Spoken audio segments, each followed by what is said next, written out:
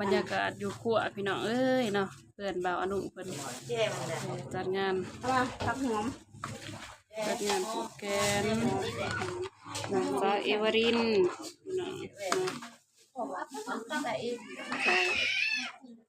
ปุ่นดิท่านี่กับน้องบองจากโมงออกมาแตะเฮือนน้องบองก็ได้เบิ่งหมู่ ไปเอาประตูนบ่โดยไอตูนกับไอโกมาหักไอโกมาหักน้องก็ได้เอาพากันขี่มาพร้อมกันเลย โดยทางไซด์เดียวเลยเนาะโดย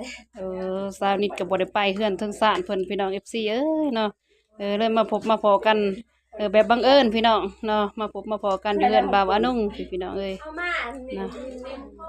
เจอรีบอ่ะบ่นะลุงโอเคมาอันนี้ก็น้องสาวก็เลยพี่น้องเอ้ยเพิ่นก็มาซอยบ่าวอนุ่ง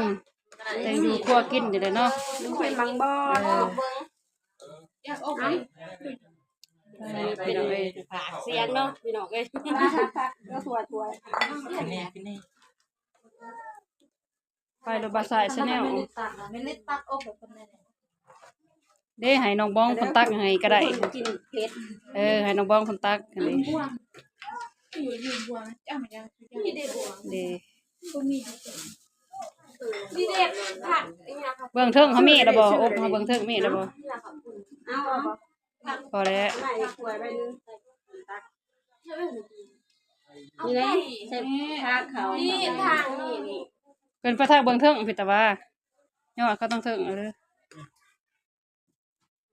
อยากอยากเขาปุ่นมันน่ะเก็บแล้วระบ่กาแฟน้องบ้องนั่งหน่อยเดียวยังน้อยเดียวเมื่อวานนี้พาโซนุ่มมาเก็บซอยพบเด้น้องก็เด้อก็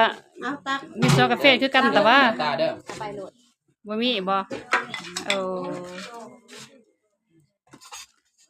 จบพี่น้องเอ้ยนี่เนาะกับทีมงานทาง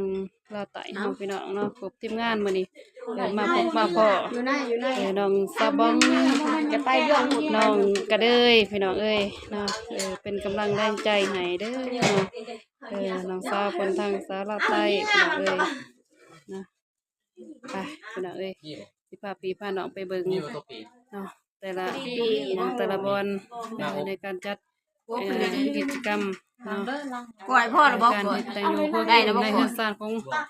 บ่าวอนุ่งพี่น้องเอ้ย